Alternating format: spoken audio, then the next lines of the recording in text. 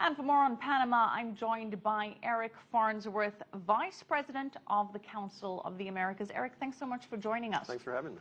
So focusing on Panama, it's quite an interesting dichotomy because you have 28% of the population living below the poverty line, yet the GDP has been particularly robust, hitting 10.7% last year. How is this happening?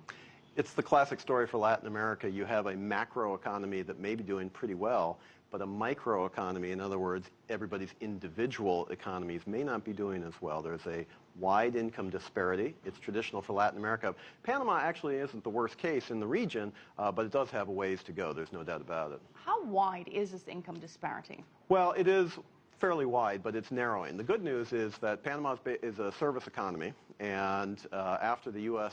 Essentially left in 1999, Panama had to reconvert. It had been an economy that was built up around servicing the U.S. troops and the U.S. bases and things like that, and governments subsequent to that have put a lot of time and investment in terms of trying to develop technology, trying to lure investment, trying to improve education, but they really started from quite a ways down, quite a deficit, and they really have to bring it up. But in terms of the numbers, how rich are the rich and how poor are the poor? Well, I mean, if you give purchasing power, parity, they're not, the rich are doing pretty well compared to certainly their Latin America peers, even compared to some of the countries in the first world, but it's a narrow slice. And what Panama doesn't have yet, but it's growing, is really a robust middle class in the way that other countries across the region are growing. But the poverty folks, the folks in poverty really aren't doing that well. They need to improve. Well, is the poverty mostly concentrated in the rural or in the urban areas? There's some of both. You know, a lot of Latin American countries are agriculture-based. Panama really isn't one of them. There's not a lot of arable land. It really is a country that developed as a service economy, as a trading economy. So you don't have the same type of rural agricultural economy that you might have in other countries. And of course, urban areas everywhere around the world do attract a certain number of people. And if the jobs aren't available, if the education isn't available, then you're going to have pockets of poverty, and that certainly exists in the country. But yet we've seen tremendous urbanization and development in Panama. The Panama Canal has been injected with billions of dollars worth of growth. Panama City has developed drastically over the last few years. Why is this not trickling down, and what is the government doing about it? Again, it's not really a bad news story, but it's going to take time to improve. And the reason why is because Panama, again, is a service economy. It's almost unique in the context of other countries, certainly in Central America and elsewhere in Latin America. The country developed around the canal. It developed around financial services. It developed around legal services, things like this. These are sectors that are available to highly educated people. And so if you don't have the education, you're not going to have access to that ability to really make money. There are entrepreneurs in the country. They've done fairly well. The president himself is an entrepreneur. He actually his family owns supermarkets around the country. He's very wealthy. But this is something that's going to have to take continued time and emphasis.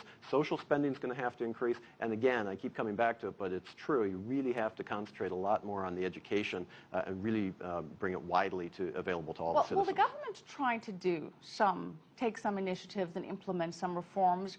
What have been the more successful ones? Well, I think I mentioned earlier the transition from U.S. military bases to really investment centers that are designed to draw foreign investment. They're trying to build what they call City of Knowledge, which is to develop technology, develop entrepreneurs, develop innovation, and they are drawing investment. You're seeing corporate headquarters. Foreign investment is what they're dependent on. Well, yes, and they're drawing that from other parts of the region. You're seeing U.S. investment. You're seeing Asian investment go to Panama because of its geographic region. It's situated in a place where companies can really put their corporate headquarters. And once you get your corporate headquarters there, you get your expatriate staff there, you get the services required from the local population, you hire middle managers from the local population, and it's self-reinforcing behavior. And that's what's happening. Now, again, more needs to occur, but they have, I believe, started on the right path.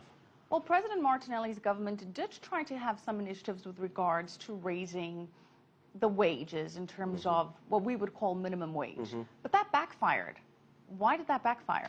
Well, it's, again, the classic economic dilemma. If you have minimum wages that are high, people sometimes actually get fired, or you don't hire as many people because they're more costly.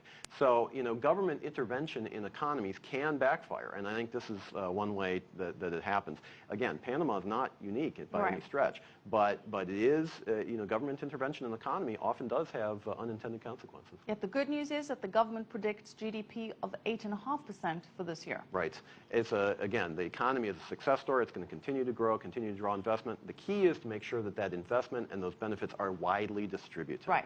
Okay, we're going to have to leave it there, but thank you so much, Eric Farnsworth, Vice President of the Council of the Americas.